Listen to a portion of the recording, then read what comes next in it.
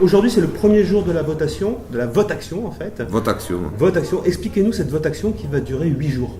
Eh bien, donc, c'est les organisations syndicales au niveau national. On a impulsé ce référendum parce que quand on entend le président de la SNCF, Guillaume Pépi, dire qu'il n'y a que 20% de cheminots en grève, voire moins selon certains médias, c'est quand même pour lui prouver que les cheminots, ils sont toujours dans l'action. D'ailleurs, on le voit aujourd'hui, pas de train en gare de 7, et qui sont prêts à s'exprimer par le vote pour dire que cette réforme, elle est bonne ou elle n'est pas bonne pour les cheminots. Donc oui, ça va durer une semaine et fait sous l'impulsion de l'intersyndicale. Il y a ce qui nous concerne sur le site de 7, c'est la CGT et Force ouvrière qui s'occuperont du bureau de vote. D'accord. Le dépouillement a lieu de quelle façon en fait? Sur 8 jours quand même, ça fait long. Comment vous êtes organisé? Alors on est organisé sur 3 niveaux. Un niveau local, régional et national. Donc au niveau local, les syndicats présents sur les sites organisent le bureau de vote, donc avec des listes d'émargement, présentation de chaque cheminot de leur passe Carmillon, c'est leur carte d'identité SNCF, et chacun vient se présenter au bureau, on note les numéros de CP et on prend le vote. Nous, à notre niveau, on contrôle que les cheminots ne votent pas 2 fois sur le site, voire parce qu'ils pourraient aller sur Béziers-Montpellier. C'est pour ça qu'on a un autre bureau régional qui, tous les soirs, centralisera les feuilles d'émargement, le dépouillement, puisque chaque soir, on dépouillera l'urne en présence des organisations syndicales et des cheminots qui sont présents, voilà, pour pas qu'il y ait de tricherie. Et on fera tout remonter au secteur fédéral CGT de Montpellier, qui lui centralisera et regardera qu'il n'y ait pas de doublon de cheminots, qui pourraient voter à 7, à Montpellier ou à Béziers. Donc ça sera cadré au niveau du secteur fédéral. Et eux, la 3e étape, c'est qu'ils le feront remonter au niveau national tous les soirs. Comme ça, on aura une vision au jour le jour du nombre de cheminots qui ont voté et de ceux qui ont voté également. Voilà. D'accord. À ce 18e jour de grève, est-ce que vous avez le sentiment que la mobilisation se renforce et qu'elle ne s'effrite pas? Elle s'effrite, elle se renforce, quel est votre sentiment? En fait, la mobilisation, elle ne s'est jamais effritée, elle a toujours été au même niveau, et notamment en Languedoc-Roussillon. Faut savoir quand même que le trafic des circulations est très perturbé, parce que de tête, on pourrait dire qu'aujourd'hui, il n'y a que 7 ou 8 trains qui circuleront sur Languedoc-Roussillon, que ce soit Intercité, TER ou TGV. Aujourd'hui, l'effritement, il n'y est pas, puisque nous, sur les sites de 7 qui comprennent entre 60 et 70 cheminots, aujourd'hui, nous sommes entre 60 et 70 cheminots en grève et présents sur le piquet de grève. Donc la mobilisation, elle ne faiblit pas, en tout cas, ce qui nous concerne à 7, et des échos que j'ai et de ce que je sais, elle s'affaiblit nulle part. Donc c'est que de l'entorse. Il faut savoir également que toutes les lignes dites secondaires sont fermées.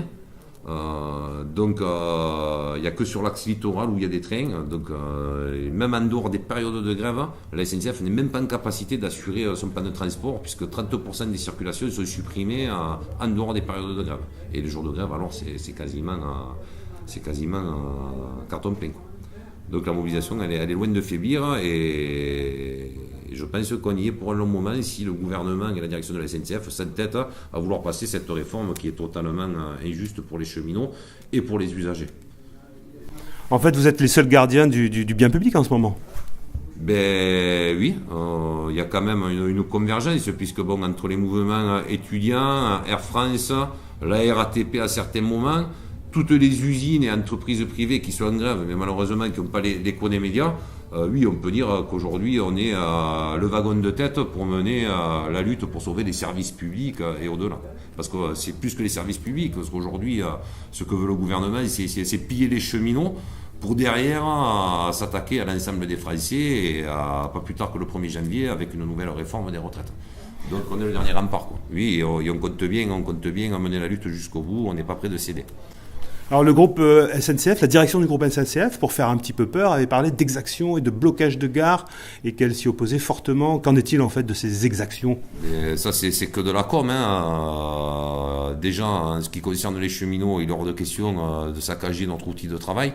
C'est pas dans notre culture, donc là-dessus on peut rassurer la direction de la SNCF, et comme vous le voyez aujourd'hui, le piquet, il y a du monde, il n'y a personne sur les voies, il n'y a personne dans la gare. De toute façon, vu le nombre de cheminots et de trains qui circulent, je ne vois pas ce qu'on aura à faire sur les voies ou dans la gare.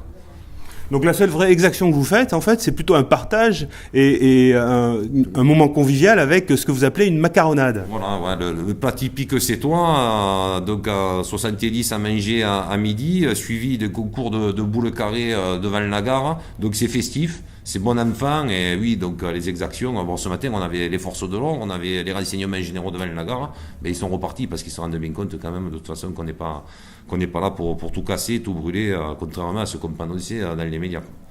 En fait, à votre façon, vous êtes en train de continuer la fête à Macron. En quelque sorte. Sauf que la fête à Macron, la fête à Pépi, c'est toute l'année qu'on leur fait. Là, un peu plus particulièrement parce que bon, l'attaque est assez conséquente. Mais oui, on va continuer. De toute façon, on ne lâchera rien, les cheminots. Il faut que le gouvernement et la direction de la SNCF l'entendent. La ministre des Transports, nous, la CGT, on ne veut plus négocier avec elle. Il faut savoir que c'est quand même l'ancienne directrice de la stratégie SNCF et c'est elle qui nous a mis dans cette situation depuis quelques années. Donc on n'a plus rien à faire, on n'a plus à discuter avec des gens comme ça. Aujourd'hui, nous, les discussions, c'est avec Édouard Philippe, avec Emmanuel Macron, parce qu'on pense qu'il sortira du bois à un moment donné ou à un autre, parce qu'on sent bien quand même qu'ils sont à la rue, qu'ils sont vraiment fatigués. D'ailleurs, même nos dirigeants à nous, à la SNCF, reconnaissent qu'aujourd'hui, le conflit pèse énormément, que ce soit sur le mental, sur le physique. Les cheminots qui travaillent, les gilets rouges, comme on les appelle, sont extrêmement fatigués, parce que bon, ils sont mis au feu par la direction SNCF. Ils les mettent dans les gares, dans les médias, on annonce des trains, sauf que les gens, ils arrivent dans les gares, il n'y a pas de train, donc tout le monde est en difficulté. Pour parler vulgairement, c'est un brave bordel.